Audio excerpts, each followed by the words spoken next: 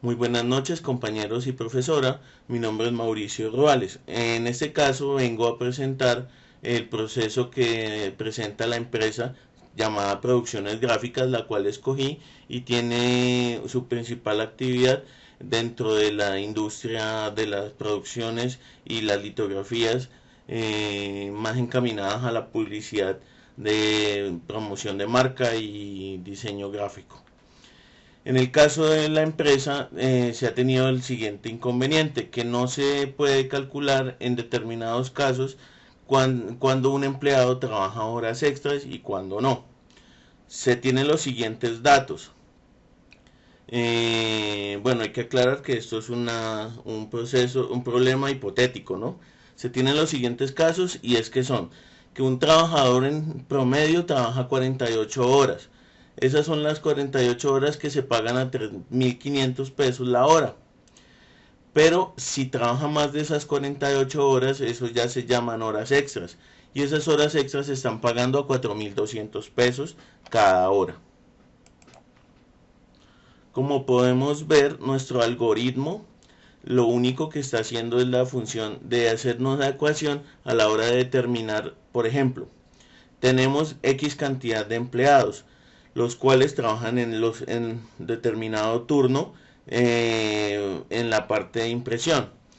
Esa cantidad de empleados nos va a hacer como una base para saber cuántos empleados y separarlo por cada empleado se está trabajando determinado tiempo. Entonces, una vez seleccionamos la cantidad de empleados o el número de empleado que vamos a utilizar, nos pregunta cuántas fueron las horas que trabajó ese empleado. En ese caso se toma la información de la bitácora laboral. Una vez haya salido esa información, el sistema automáticamente hace la ponderación. Si ha trabajado más de 48 horas, automáticamente considera las horas adicionales como horas extras y hace la multiplicación y la suma de esos valores, llegándonos y dándonos como resultado el valor que tiene como salario hasta las 48 horas, que son los 3.500 pesos, y sumándole los 4.200 por cada hora adicional, o sea, cada hora extra.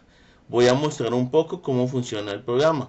En este caso, entonces, voy a mostrar.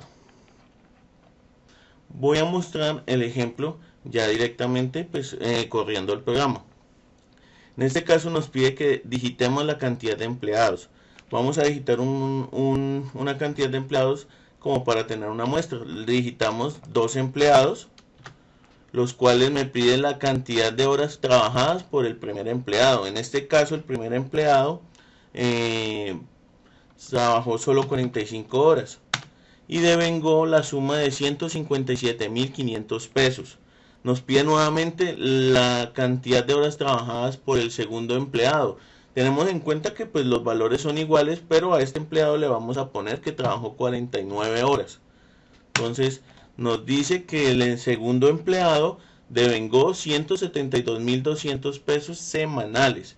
Entonces podemos observar que sí existe un cambio y que sí realiza la variable y la ecuación que se necesita. Adicionalmente a eso, como podemos ver, pues mostramos cómo se hizo el diagrama. Entonces podemos ver que inicia el proceso, se solicita que se digite la cantidad de empleados, eh, se tiene en cuenta el campo N, que es el número de empleados. En ese se tiene en cuenta que si los empleados ganan más de, son más de uno, o dependiendo pues la cantidad que se vaya, entonces en ese caso se genera el empleado 1, empleado 2, empleado 3, empleado 4, hasta la cantidad de empleados que uno decida. Ahí justo después de que realizamos eso nos pide la cantidad de horas laboradas. Entonces ahí automáticamente me hace el cálculo que si son más de 48, automáticamente me le cuente las horas extra. O si es menos de 48, simplemente cuente el salario y lo multiplique por la cantidad de horas laboradas.